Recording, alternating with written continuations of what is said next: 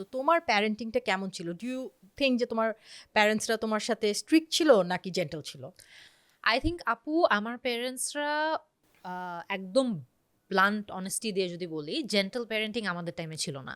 So gentle parenting is something we are still learning about এখনকার দিনে। So আমার parents were not gentle at all, but I think they were, থাকে না যে যেই জায়গায় স্ট্রিক্ট হওয়া দরকার সেই জায়গায় দে আর স্ট্রিক্ট। হয়তো বা অন দ্যাট স্পট তারা আমাকে এক্সপ্লেইনও করবে না যে কেন তারা স্ট্রিক্ট। এখন যেমন আমরা প্যারেন্টসদের মধ্যে ওই জিনিসটা দেখি যে একটা ডিসকাশন আছে যে কেন দিস ইজ রং, বা কেন তুমি এটা এখন করতে পারবা না, অনেক এক্সপ্লেইন করে করে স্টেপে স্টেপে বাচ্চাদের করে। আমাদের প্যারেন্টসের মানে আমার প্যারেন্টসদের প্যারেন্টিং স্টাইলের কথা যদি বলি, if they are strict about something that's that, মানে এটার বিয়ন্ডে কোনো এক্সপ্লেনেশন সবসময় আমরা শুনতাম না। কেন তুমি এটা করতে পারবা না, আমি বলছি দেখে করতে পারবা না, দ্যাটস ইট।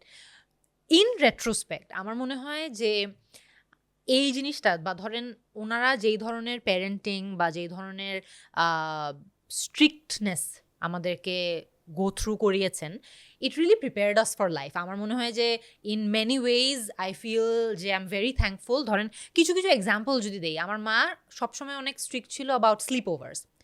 উনি বলতেন যে স্লিপ ওভারে যাওয়া যাবে না, তুমি ফ্রেন্ডদের সাথে দেখা করো, ওদের বাসায় গিয়ে মানে চিল করো, আড্ডা দাও, বা তারা তোমাদের বাসায় আসুক, চিল করুক, আড্ডা দিক, বাট স্লিপ ওভার করা যাবে না।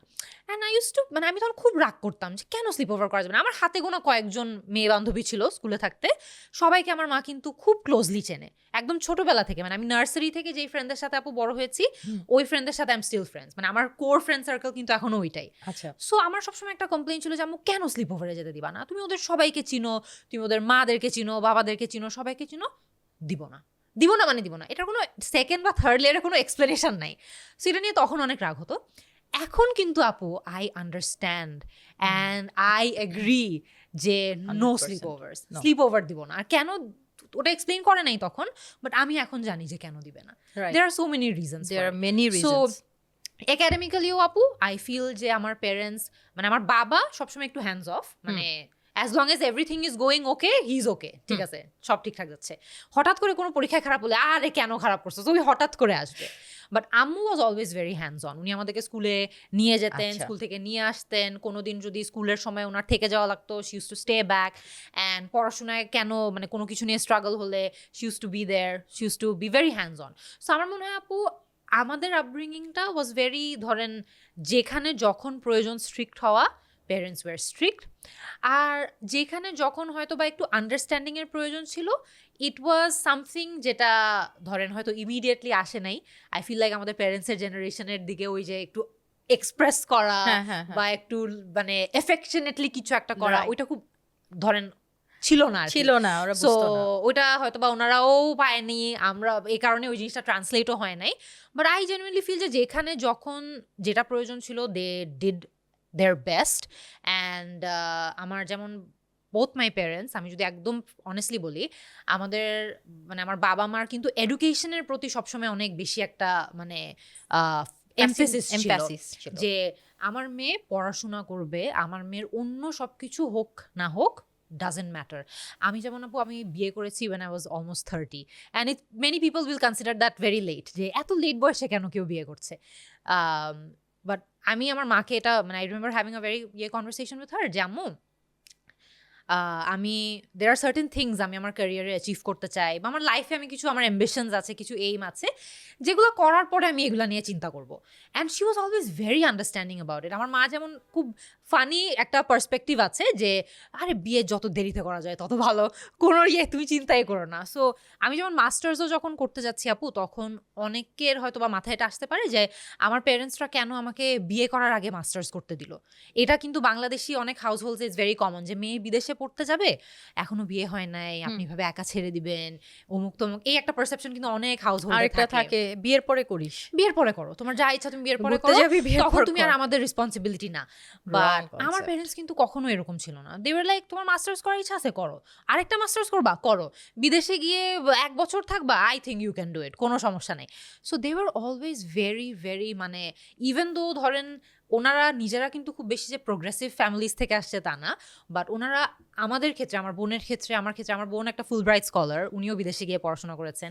আমি ইভিনিং স্কলার, আমিও বিদেশে গিয়ে পড়াশোনা করেছি। And they were always very very, মানে এটা নিয়ে খুবই সাপোর্টিভ, যে এটাই। করো, মেয়ে হয়েছে তো কি হয়েছে, মানে আমার আব্বু সবসময় বলে বা আমার আম্মুও সবসময় বলে যে আমার 2টা মেয়ে আসলে ছেলের থেকেও বেটার, বিকজ এটা হ্যাঁ অবশ্যই, আমার 3 মেয়ে। had that. হ্যাঁ, তো আমার মেয়েদের ক্ষেত্রে আমি বলবো যে তোমার প্যারেন্টিং যেটা ছিল, তো ওনারা কিন্তু স্ট্রিক্টের জায়গায় স্ট্রিক্ট, এবং যেখানে ওনাদের দরকার সাপোর্ট দেওয়ার সেখানে সাপোর্টও 100%। দিয়েছে।